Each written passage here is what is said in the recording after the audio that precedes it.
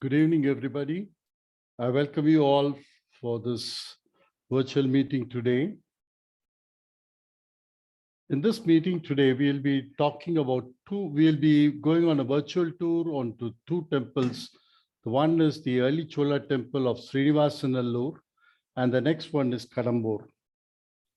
During my last presentation itself, I wanted to do Kadambur temple along with that Pullamangai to show you the evolution of the Chola architecture over a period of 200 years, what was started in Pullamangai and how it ended after 200 years in the Kadambur temple.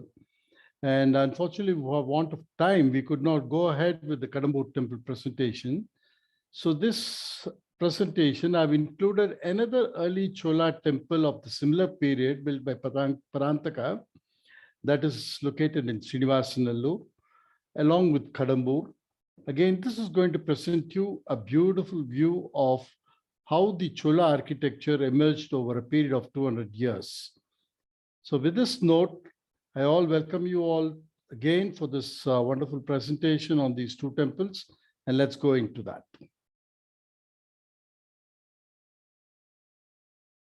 Srinivasanallur. This is the temple of Srinivasanallur that you see here. The Koranganatha temple is situated in a very, very small village called Srinivasanallur. This Srinivasanallur is located very close to Mussiri on the national highway connecting Salem to Tiruchinappalli. So it is just, this temple is located on the national highway connecting Salem to Tiruchinappalli, close to Mussiri. And it's just a small detour from the main road that you come to this temple. And this temple is a protected monument by the Archaeological Survey of India as of today.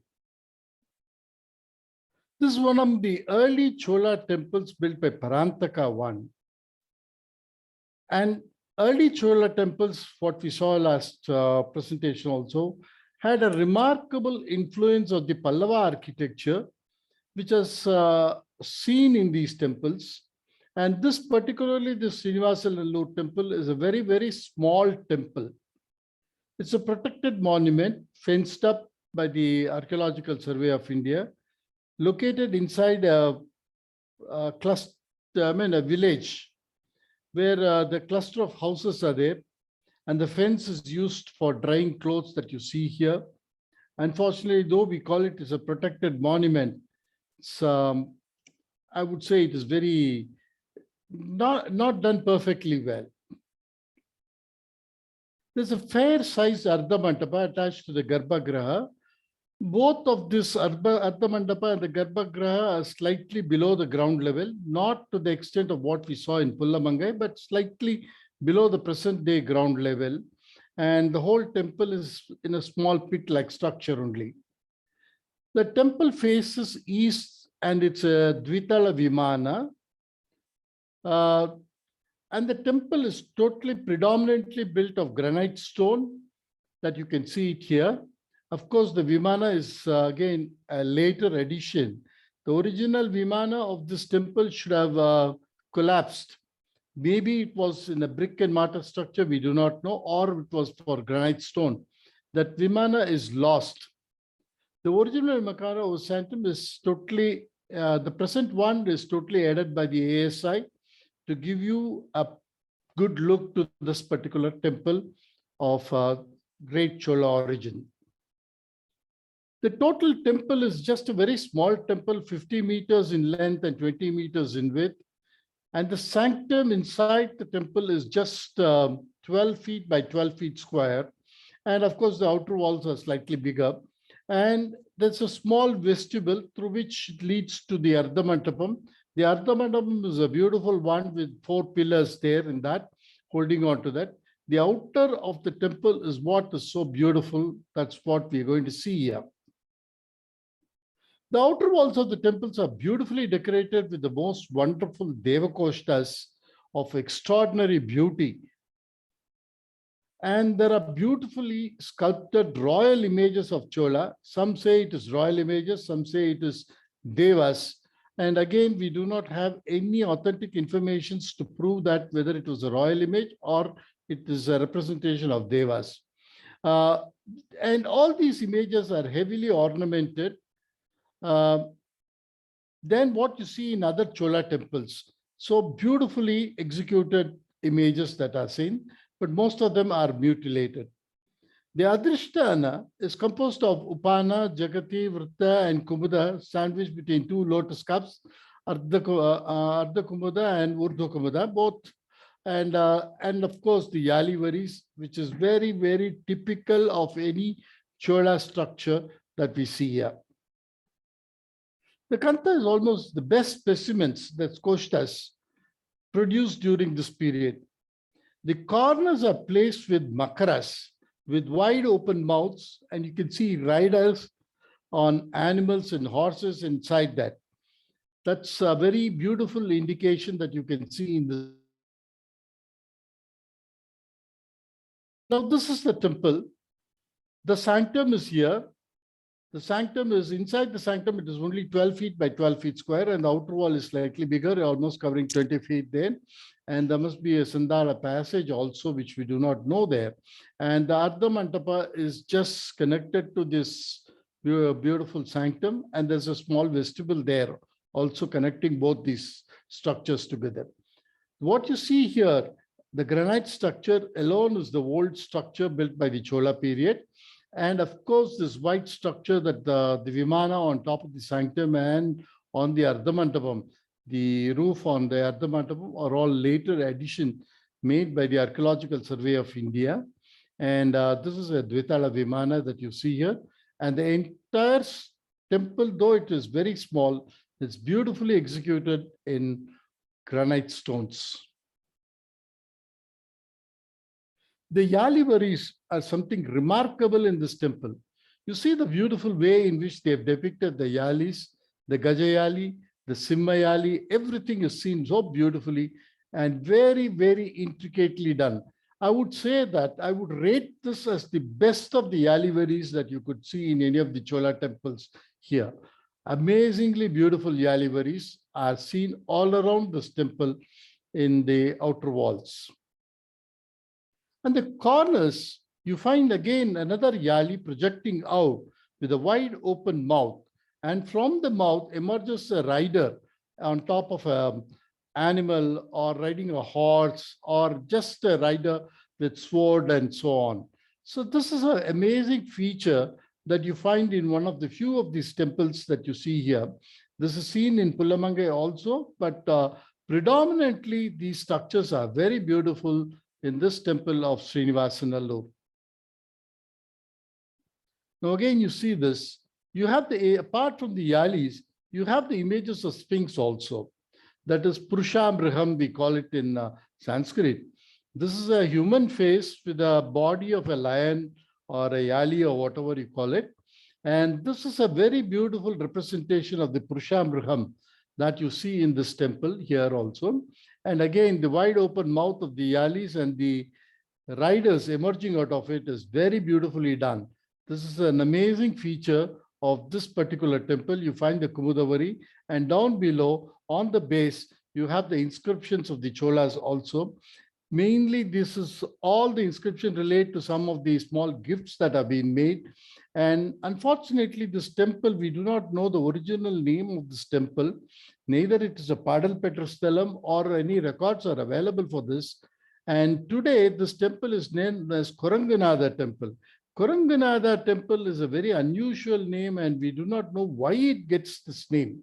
Somebody says when there's a hearsay, that's again, there's a hearsay or a folklore that says when this Kumbhabhishekam of this temple was performed, a monkey went and sat on top of the Kalasa, I believe, and then they named it as Koranganada, which is not true.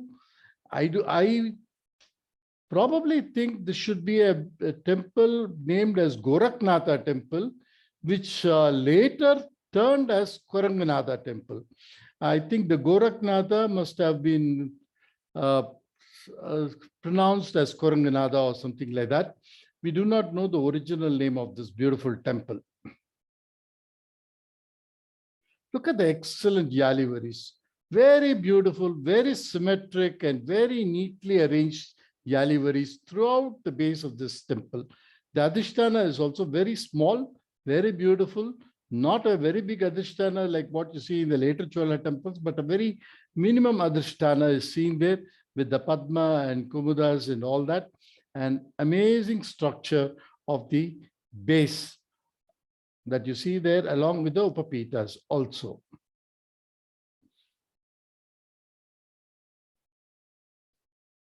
The iconography of Dakshinamurti icon is the greatest artistic hue that he is seen seated under the Vatavriksha with one leg resting on the Apasmara Purusha.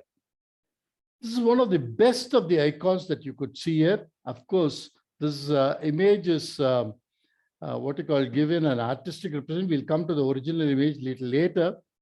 The deer near his feet suggests the environment of a forest in which Dakshinamurti is seated. His hairdo is very elaborate and exquisitely conceptualized with decorations of wildflowers and durdura flowers and so many other things. And you can see an owl, a squirrel in the Vatavriksha, the Kamandala, the Akshamala, a cloth, a loin cloth also hanging on that tree, which gives you a very natural effect of what a serene environment it should have been there. That is beautifully depicted here in this wonderful Koshta panel.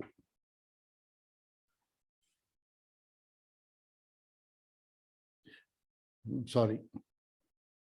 This is the beautiful Koshta of Dakshinamurti that you see here. A very beautiful depiction of Dakshinamurti. Unfortunately, the limbs are all broken due to negligence and vandalism that has happened. It is not due to some invasions or something like that, because this is in a godforsaken place. And basically, all these things have happened because of the local people playing around, the urchins, local children playing there. They have hit us images with stones and things like that, and the limbs are all broken here. And that was the pathetic condition of this temple before it being declared as a protected monument by the Archaeological Survey of India. Look at the beautiful way in which Dakshinamurti is there. You can see the deer here. You can see a snake, the Apasmara Purusha, the rishis, the animals, Gandharvas, and everything, and the wonderful Makara Toranam right above that. The image of Dakshinamurti is seen here. Look at that. The two rishis who are seated by the side of Dakshinamurti are there. The Sanakadi rishis are there. The other two rishis are missing. You have the Gandharvas playing different musical instruments. You have the lion and the lioness there, a deer and a snake, everything to show that this is a wild forest in which in Himalayas where Dakshinamurti is seated, but still the environment is serene and tranquil. So all these animals are living in peace here. Look at the wonderful serene face of Dakshinamurti. What a wonderful serene face of Dakshinamurti, his eyes closed.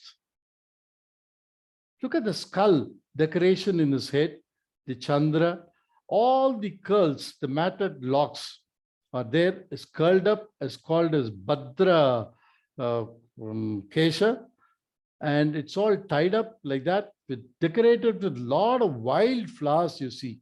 These are all wild flowers. You can see all over his head as decorations. And this is a beautiful depiction of a Dakshinamurti, a very rare feature that you can see only in this particular temple of Srinivasanallur. Look at that Vatavriksha. What sort of detailing has been done in that Vatavriksha? You see a squirrel going up the tree here. You have an owl seated in one of the holes of the tree. You have a bag hanging there. That's called the Vibhuti bag. Normally, all the saints carry the Vibhuti bag, and that has been hung there. You see the Akshamala also hanging there. Apart from that, a cloth is hanging there. The Kamandala is kept there. Everything is seen here in this. That shows an aesthetic. When he is going into a trance, he leaves all these things behind and sits in trance. So Dakshinamurti image is in a trance image, and that's what is very beautifully depicted here in the sculptural form that you see here. Look at the two rishis, the wonderful animals. The male lion is roaring, the female lions are sleeping. The two Gandharvas on either side, playing some musical instruments and dancing there. Such a wonderful depiction of all these ganas and the images with equal importance of like what they have shown in for Dakshinamurti is also seen here. The Makara Torana is something exemplary in this particular thing. We have discussed about this Makara Torana earlier also. Makara is again a mythical animal which is there in the Hindu pantheon. And this has got a face of a crocodile, the body of the pig, and a beautiful tail like that of a peacock. So this Makara opens up its mouth, and inside from the mouth emerges the warriors riding on different lions and yalis. And this on top of the Makara is seated a Bhutagana. And so beautifully it's been done. On either side, there are 4 Makaras you can see. The emergence of all the warriors from inside the Makara's mouth. And the center portion, you have the Kirti Mukha. The Kirti Mukha is something again, a Yali face, and Toranas hanging there from the Makara. And that Torana is used by these Bhutaganas as a swing. They are seated on the Torana and swinging there. What a beautiful depiction of Makara Torana. You see the beautiful floral tails of these Makaras, like that of a peacock. Wonderfully designed Makara Torana. Amazingly, this is one of the best of the Makara Toranas that you find from the early Chola period. You can see clearly how this Bhutagana is seated on top of the Makara, the wonderful floral tail of the Makara, the emergence of all the warriors from the mouth of the Makara riding onto the lions, and the Bhutaganas here. Amazingly done sculpture. These are all done about 1,300 years ago. You can see the wonderful, again, the centerpiece, which shows Kali or Durga Devi as Mahishasuramardini or defeating a demon. It's very beautifully depicted here. By the side of this Dakshinamurti is again a beautiful depiction of Bhikshadana Murti, Shiva in the form of a Bhikshadana or a Gangala Murti, whatever you call that. So that Bhikshadana Murti is seen there with the Bhutagana there. Of course, the legs are all been chopped and today, but in spite of all that damages that's been done, it's something phenomenal. On the eastern side of the niche on the wall is Bhikshadana Murti, shown wearing a heavy sandals and accompanied with the Gana.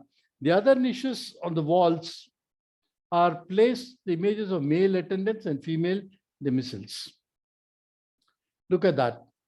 The Bhikshadana Murti, so beautifully seen here. The deer by this side, and this side you have a Bhutagana carrying the Bhikshapatra. The Bhikshadana Murti is both the leg and the arms are chopped up, and still you can find the beautiful serene face of the Bhikshadana Murti, very beautifully depicted here in this. On the other side, you have again image. This could be a royal image, or it could be any other, what you call the godly images, which we do not know. But then these 2 images are there on the either side of the Dakshinamurti panel.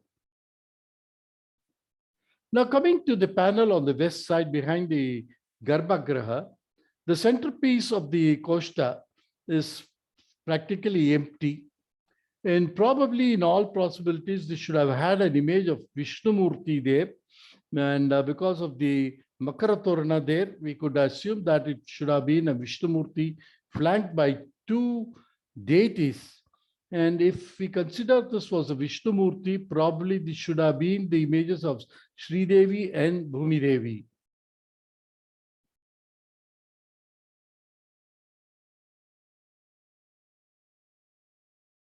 Or it should, if we consider it should be an image of goddess somewhere there. And this could be, however, another possibility is that it might have been an image of goddess which was there in the center, and the two female attendants can be seen on the either side of this goddess. Is also possibility there. Look at that beautiful image of the two wonderful images that you see on the either side of the Koshta. According to the art historians, the Makara Torana on top of this empty Koshta is the finest in South India. And the Apsaras in the recent images are compared to be of similar images found in the Nageswara Swami temple at Kumbakonam. But I would say these images are far more beautifully decorated than what we see in the Nageswara Swami temple. Look at that Makara Torana, a beautiful Makara Torana with all the emergence of all the warriors from the Makara's mouth. The centerpiece is a Varaha. So the centerpiece being Varaha, an avatar of Vishnu, we could assume that this should have been the Koshta meant for Vishnu. Look at that detailed work of this wonderful Makar Torana, very similar to the one we saw about the Dakshinamurti, but this is more intricately carved, very intricately carved. And the centerpiece is Varaha, beautiful Varaha emerging out of the oceans with Bhudevi, and the Asuras down below there are seen very beautifully here. It's a very, very small sculpture there in the center portion of the Makar Torana. On the northern side, you have Brahma. Normally, this Koshta is dedicated to Brahma, and you find the two attendants on the other side of the Brahma also here. The Brahma image is so beautiful. Of course, slightly damaged also. The legs of the Brahma is broken, and actually the Brahma image had fallen down and they're taken and kept it there. You don't find the feet of the Brahma here. On either side, you have two good attendants. I wouldn't call these attendants as rishis or something. This could be devatas, or it could be the royal images of the Cholas, which have been represented here. This image is highly jeweled and things like that, but this image is comparatively, less decorated. So it could be a royal image. Forefathers of the Chola dynasty could have been represented here, which is again, it's my thought process, and there's no authentic information about what these two images are. Apart from these beautiful coasters, the plasters have beautiful designs, absolutely amazing miniature designs there. You find the dancer and the drummer there, and the Bhutaganas right above that, and the floral designs there. It's amazing to see such miniature sculptures there. Again, this lady is dancing. This is the back of that lady. Her hairstyle is alone seen with a bent head, and you can see the beautiful way in which she is being projected here. The rear pose of the Apsara is so beautifully done with all the Bhutaganas there. Again, some floral designs. You have a very beautiful depiction of a pregnant lady being assisted by two other ladies and taken for her labor. It's an amazing sculpture, a social life sculpture that you see in this temple. Of course, this has been repeated in Dharasuram temple but this is done about 400 years before that. It's amazing to see this wonderful sculpture. You have the Gajasamhara Murti, and you have the most beautiful Urdhvajanu, the dance Karana of Shiva dancing here. It's a very small miniature that you could see there. Amazingly miniature, small size, with all the details of Bhutaganas playing the drums and the conch, everything. It's so beautifully depicted. Shiva in Urdhvajanu.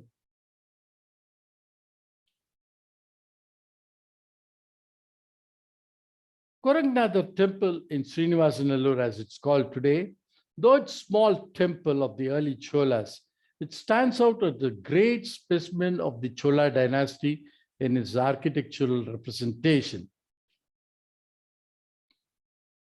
Now we come to the next temple, the Melakadambur temple. Melakadambur Amritakadeshwara temple is located in a small village called Melakadambur. This Melakadambur is near Kattumannar Koil in Kadalur district. It is, if you drive from Gangaikonda Cholapuram to Chidambaram via Kattumannar Koil, you will be coming across to this Melakadambur, and this temple is situated in the heart of the village of Melakadambur. It's one of the most beautiful temples built by the Cholas, at least 200 and odd years behind the one we saw in Srinivasanallur.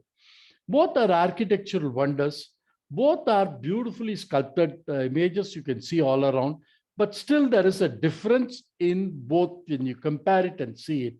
But it is for us to study and know how the art has evolved over the ages. The presiding deity is called as Amritakadeshwara, and his concert is called as Vidyujyoti Nayaki. The temple has a beautiful sculptures, and the Vimana is so beautiful, and the entire temple, the Garbhagraha, Vimana, everything comprising totally is in the form of a chariot. And this temple was built by Kulothunga Chola in 1070 to 1120 CE. So this is a very beautiful temple of Amritakadeshwara. This is the main entrance to the temple. Through the Rajgopuram, you come there. This temple is a Padal Petrosthalam of the Tevaras, and it had existed from the 6th century also.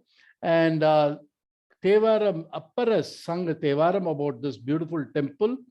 And in that temple, he says, in this Tevaram, he says, Nam Kadambane Petraval Panginan, Ten Kadambane Tirukkara Koilon, Tan Kadan Adiyene Tangudal, Yen Kadan Pani Seidu Kidappade. This is what the Appar says. In his Tevaram, he mentions this temple as Karakoil.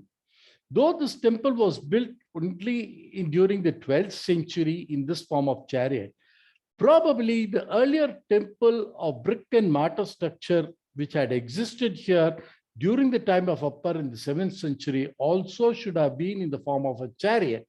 That's why we get to know this temple was in the form of a chariot, and that was later built by Kulothunga with granite stones in this form, the similar form, and that's what we see here today. So this is a very ancient temple that had existed from 7th century, and it has got a Tevaram reference to this. And today also, this temple is referred as Karakoil. This is the beautiful Karakoil temple.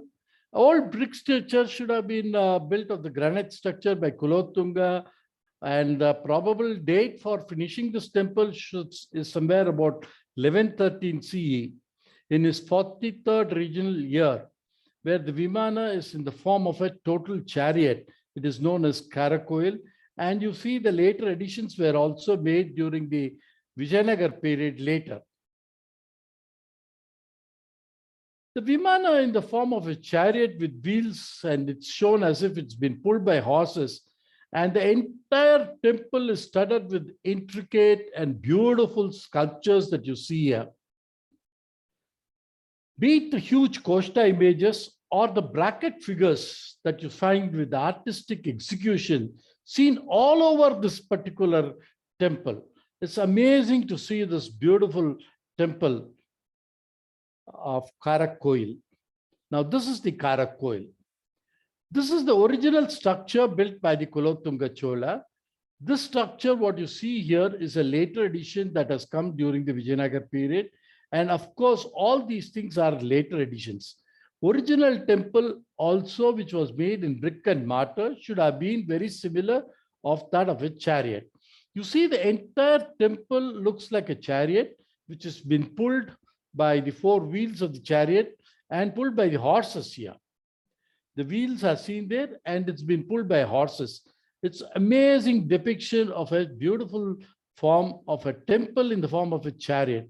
Look at the horses, how beautifully it is taking the load of the chariot and then pulling it up. You can see the beautiful depictions of the horses on either side of the temple. This is the one you see on the southern side and the other horse that you see on the northern side. Beautiful two horses majestically pulling this chariot of Amritakateshwara. Look at the wheels of the temple. This wheel, one wheel is stuck. The one wheel of this temple is shown as if it's stuck. There's a story going behind this. The Puranic story attached to this temple is that when the Amrita came out of the Kshirosagar Mathanam, the Devas wanted to consume it. So they did not pray to the first god, Ganapati. Ganapati was upset. So he took the Amrita Kalasa and ran away. So when he ran away, a small portion of that Amrita fell in this pot and that became a linga. And that's why this linga is called Amritakateshwara. Finally, all the Devas come and plead to Ganapati to give that. And after praying to Ganapati, they take the Amrita Kalasa. So Indra's mother was so pleased about this beautiful god inside this temple, in this place, and she started worshipping it. So when this temple was built in the form of a chariot, Indra's mother became very old and she could not come here to do the offerings. So he wanted to take this chariot to Indraloka. So when he tried to pull it, the chariot got stuck here and stayed here. That's what was the story behind that. And to show that, they have shown one wheel of this chariot is stuck to the ground.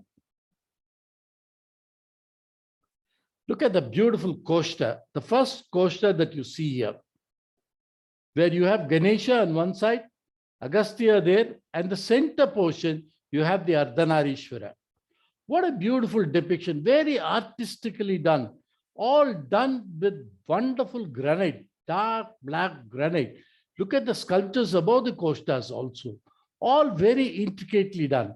Let's see that. This is the Ganesha. The stunted legs of Ganesha is so beautiful. The huge image of Ganesha is occupying the entire koshta. Very beautiful Ganesha image shown in standing form. Most of the temples you will find Ganesha in seated form. Here he is shown in the standing form. He is standing on top of a pedestal that is being carried by Simha and the beautiful two pillars on this koshta. And right above that also you have a wonderful image of Shiva and Parvati. And this side you have the Ganesh, Agastya. Agastya is one of the principal deities that were worshipped in the temple. And look at that, Agastya Muni. He is also seen here.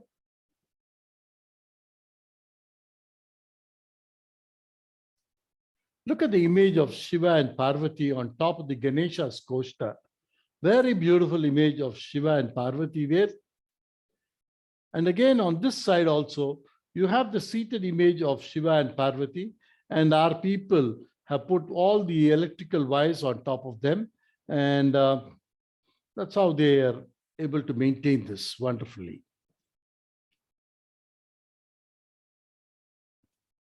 This is the Ardhanarishwara image in the central koshta.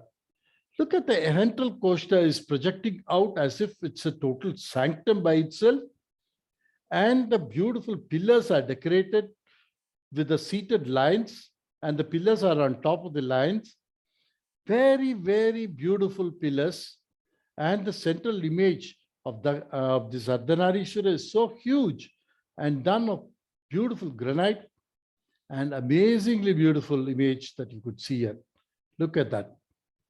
This is the image of the koshta that you can see without the dress. So beautiful. Look at the depiction of Ardhanarishwara, Umayuru Bhagan, as we call it, the bull, the Shiva happily reclining onto the bull, and the Parvati's image. You can very clearly demarcated very beautifully. And that's the wonderful sculpture that is brought up by the Cholas over a period of evolution in the temple architecture. The next koshta is for Dakshinamurti, the Tenmuga Kadavul, as you call it in South. He's seated there, a very beautiful Dakshinamurti seated on top of a bull. Unlike other temples, in this particular temple, Dakshinamurti is seated on the bull, the Rishabha Vagana. The Rishabha Vagana, Dakshinamurti. Very, very beautifully done Dakshinamurti. Under the Vatavriksha, the Vatavriksha is shown behind. And look at the way he is seated there. A very beautiful depiction of Dakshinamurti. And right above the koshta of Dakshinamurti, you have a very beautiful representation of the horseshoe shape of the kudu there, as if the kudu is held by two ganas there. And that kudu is intricately done. And inside that, you have a temple-like formation. And in that is seated the Vinadhara Dakshinamurti. What a beautiful sculptural representation. You can see that. Look at the artistic way in which they have done this. The entire temple is so beautifully done. The center koshta is there, and the Vimana goes above that sanctum, which is Dvitala Vimana. You have the Karna Kudus on either side, which also represents something like a similar, like a miniature sized temple with all the sculptures down below. How beautifully they have done it. Look at that, Vinadhara Dakshinamurti. How beautifully he's seated there.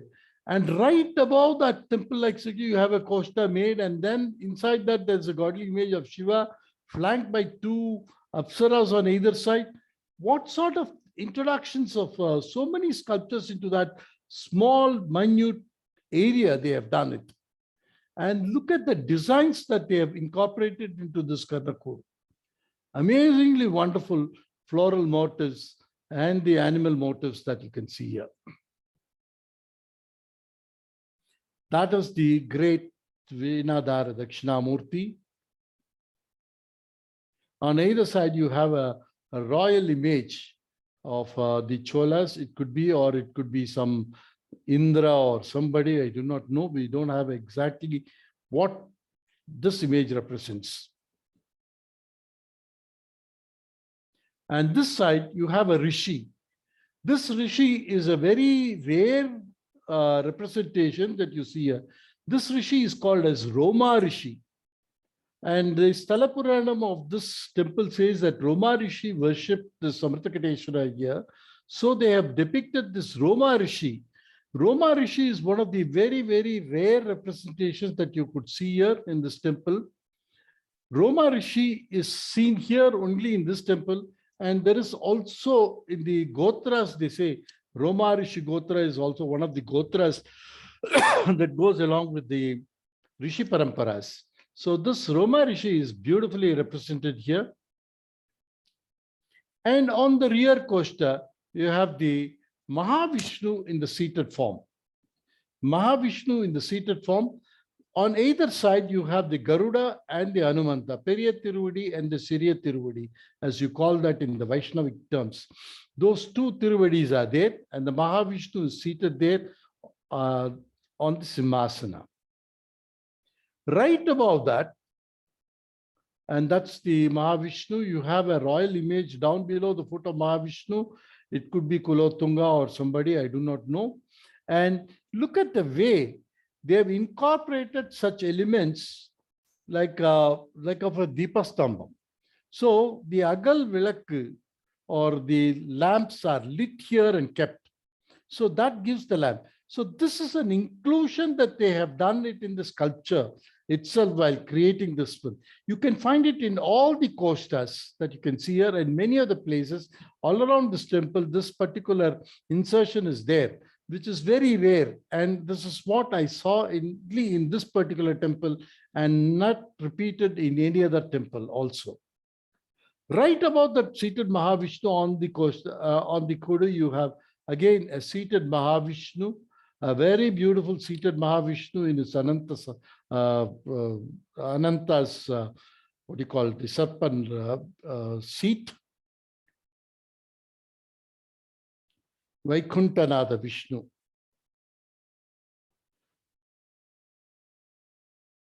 And on the side of the Mahavishnu, you have the images of Surya and Chandra. Both the images are seen on either side of the Mahavishnu, Surya and Chandra. Then now coming to the northern coaster, the first coaster that on the north side, again, which is a projection out, is that of Brahma. This is the place where the Abhisheka water all comes out, and that gargoyle is beautifully depicted here, and as if a Bhutagana is holding that. This coaster, which is dedicated to Brahma in seated form, you have the rishis down below the Brahma in the main coaster. Right above that, you again, in the Karnakudu, you have again a beautiful Brahma seated there, and the beautiful design of the Karnakudu is seen there. This is the Brahma image with two other Apsaras there, or it could be two consorts of Brahma, that is Savitri and Saraswati. We do not know whether it should be Apsara. I think it should be Apsaras only, could not be consorts. And either side of Brahma, you have Patanjali. Patanjali and Vyagrapada, who prayed to Shiva to see his Ananda Tandava. So Patanjali and Vyagrapada are depicted on either side of Brahma. Closely look at the image of Patanjali, whose image is the coiled up snake below the hip, and the hood of the snake is right there above the face. And Patanjali was contemplating and doing the tapas in Chidambaram to have the darshan of Shiva's Ananda Tandava. And that Ananda Tandava, what was totally in his mind, is depicted right above the Patanjali's image, Shiva in the dancing form. What a beautiful depiction.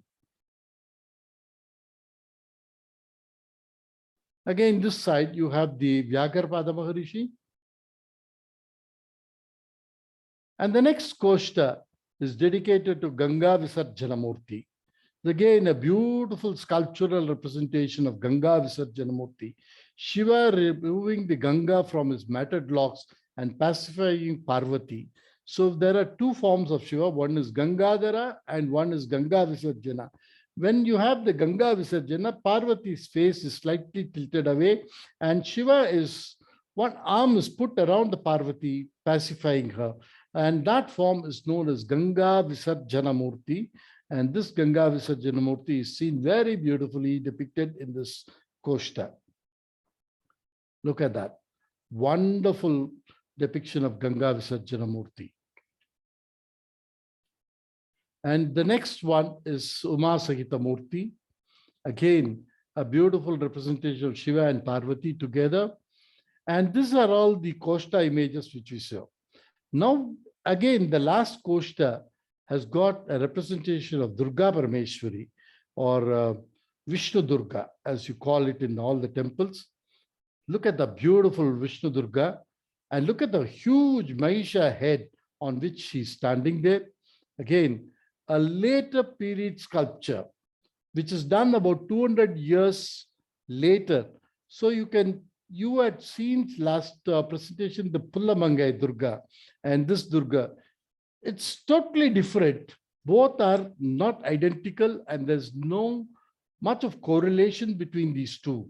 But still, both are beautiful sculptures. Right above the Durga, the Karna has got the beautiful representation of Durga Parameshwari, and the flanked by two Apsaras dancing there also. Now we are coming to the beautiful dancing figures, or the bracket figures that you see all around this temple.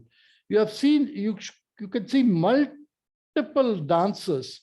That is plenty of images of dancers in different Karnas doing dance as if they are holding the entire temple. These are all shown as bracket figures in this temple. Amazingly beautiful bracket figures you see here. Here you see an old man being flanked with two wives and coming out. Again, you have a beautiful hunter. This hunter is just walking forward. Suddenly he hears a sound, he wants to shoot it. His face is turned back. Again, what a beautiful depiction of this hunter. You have the Karnakudu. Inside that Karnakudu, you can see a man riding on the horse. Such beautiful sculptures everywhere. Every inch of this temple is filled with sculptures. Again, this is an Apsara. And there in the Karnakudu, you have a dancing image.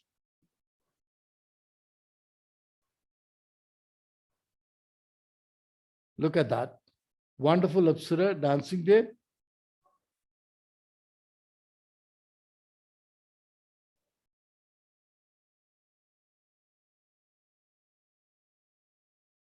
All these Apsaras in different forms of dance forces, flanked with yalis. Amazing depictions, all done in 3 dimensions.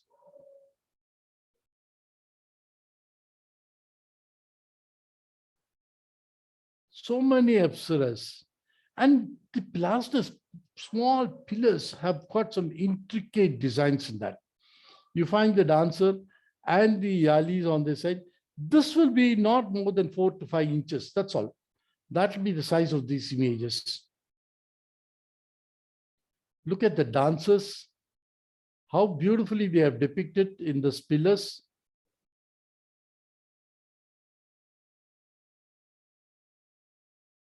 The floral designs that are incorporated to the pillars with all the Puranic stories.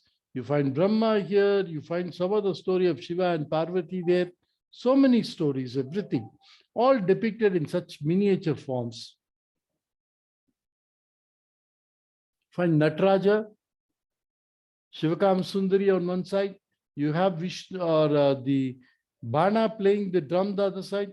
And below there is a Natyakarana, everything. And above that also you have some floral designs. Everything is in miniature that has been done on the pillars on the either side of the koshtas. The Vimana is so beautiful. A very beautiful Vimana. Dvitala Vimana, we saw it, with all the features of a Dravidian style of Dvitala Vimana, with the Karnakudu and the center portion. On top of the Shikara, you have wonderful images of Shiva being represented. Apart from these Karnakudus, what you saw in earlier things, the sides also, you have the Karnakudus there. And on top of the Shikara, you have beautiful images of Shiva in yogic pose or seated pose with Bhutaganas flanking all around. This is one beautiful representation that we can see in this temple. Of course, this is a work which has been done later with the stucco, but then the original, some portions of that must have gone, and then they have done it with stucco.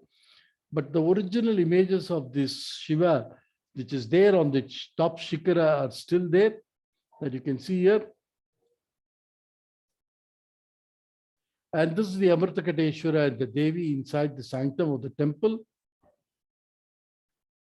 And this temple, apart from its sculptural value, it is known today to the outside world for one beautiful image, bronze image under worship here in this temple. This is the 10-armed Nataraja dancing on top of a bull, brought out from the Pala regions of Bengal by Rajendra Chola when he conquered the Bengal region. And he brought this wonderful image, which is just about 16 inches or 18 inches. This image was bought by Rajendra Chola as a war booty, and somehow it has reached this particular temple. And from that time, it is under worship in this temple. This is one of the rarest form of bronze images of Palas, which is still under worship in this particular temple, belonging to the 11th century. Amazing, beautiful Pala image of Nataraja.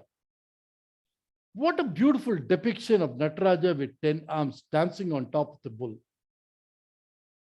This is one of its kind. You can see that. Chatura Tandava on top of the bull. He's dancing with the sword. And of course, all the Pala images do have the Urdu Lingam. And very similarly, this particular image also has the Urdu Linga there. And look at the 10 arms spread out the sides with all the weapons. Amazingly beautifully done. And down below the Nataraja, the Ashta Bhairavas are dancing.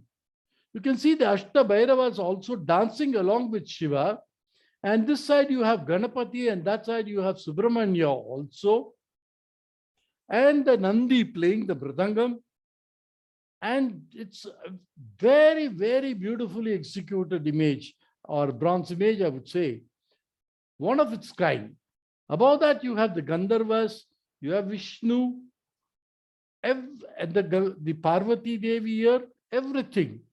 All in the Prabhavali. The Prabhavali is detachable, and in Prabhavali, they have incorporated all these things. This is a beautiful bronze of the Pala image. Very, very rare image. It is under worship in this particular temple from the time it is there. It's brought out only on the Pradosham day, and the Abhishekam is done for this particular image. For hardly about 15 to 20 minutes, this image is out. Again, it goes back into the safe locker.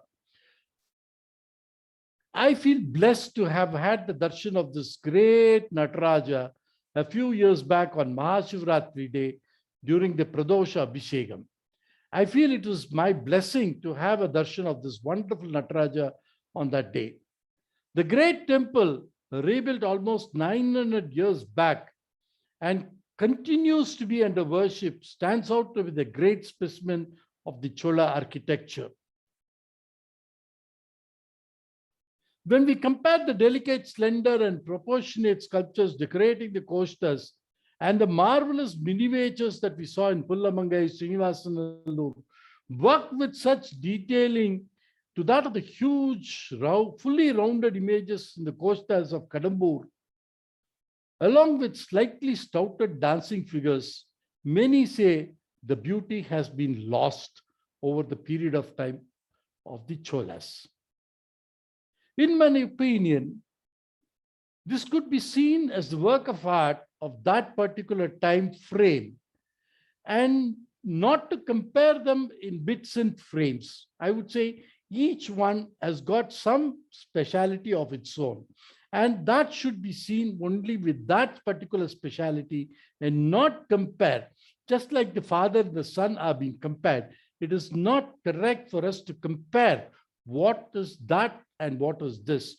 And that should not be compared. Each should be seen separately in that framework of time and how it's been executed. And that's how you appreciate art. Undoubtedly, both are excellent work of art exhibited during the great Cholas. Thank you. And if you have any questions, I'm prepared to take it. Thank you very much.